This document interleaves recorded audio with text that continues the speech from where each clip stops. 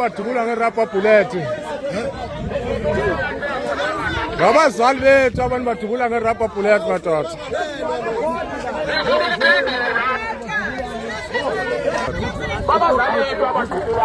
Ngabazali bethu abantu badubulayo.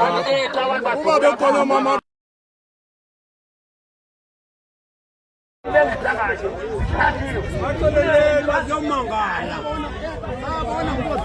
Medical yeza mina medical yeza mina yes medical mina no pendo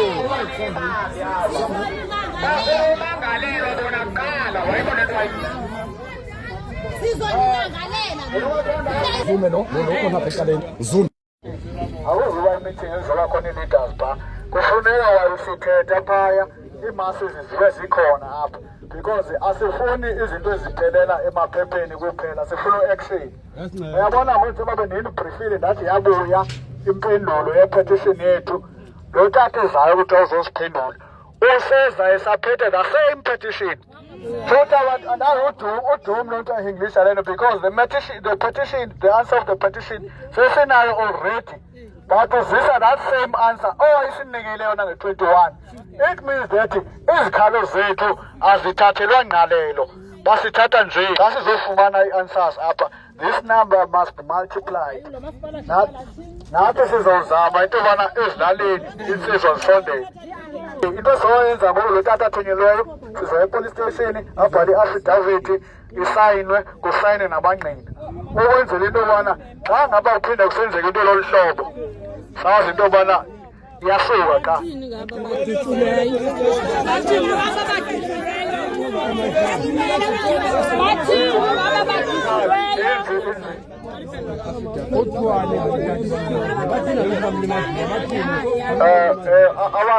abalimeleyo sizobona sidila kanjalo that issue kodwa ngoku ibuyise impendulo yakamasipala isidila masipala aba balimeleyo sobona thi basiyithatha si-escalator to kanjani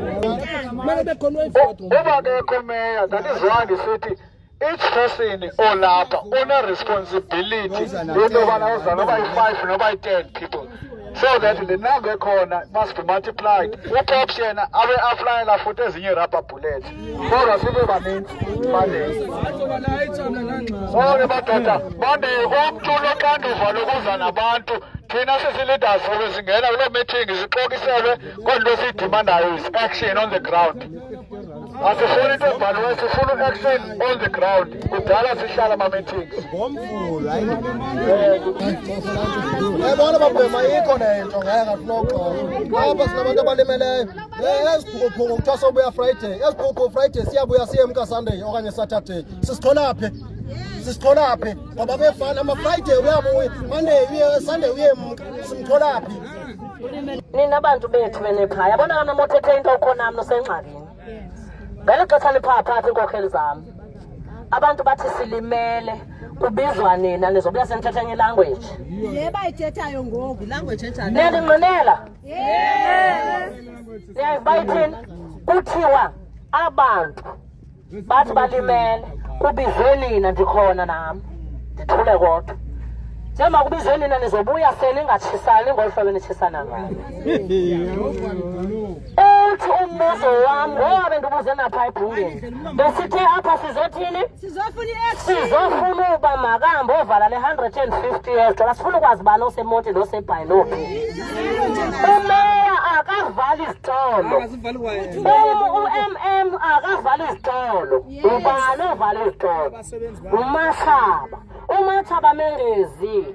Nifuna kuthiweni bahlali? Ukhona usekela ngakithi. Nifuna nithathe lento nifuna sisuka apha siyenzeni? Sizile ubizele ke masipala nithi ngomvulo. Okwangoku kayifuni nina esihambayo.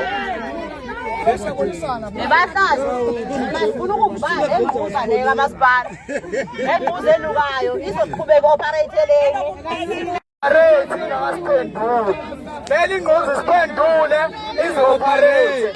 Siyacela ukuthi nakusasa sofike sibezobe sesiphethe amakhamshe, siphethe izihlalo sohlala la ngaphakathi. Laba abasebenzayo imidodo ngisho ungangena manje ubuze ukuthi bekade besebenzani. Abazi bebetofa uTikTok WhatsApp. Sizobutha phela ingqozi kangasangothi. Sizohlala la ngaphakathi sizobutha sihlale nabo akusetshenzwa.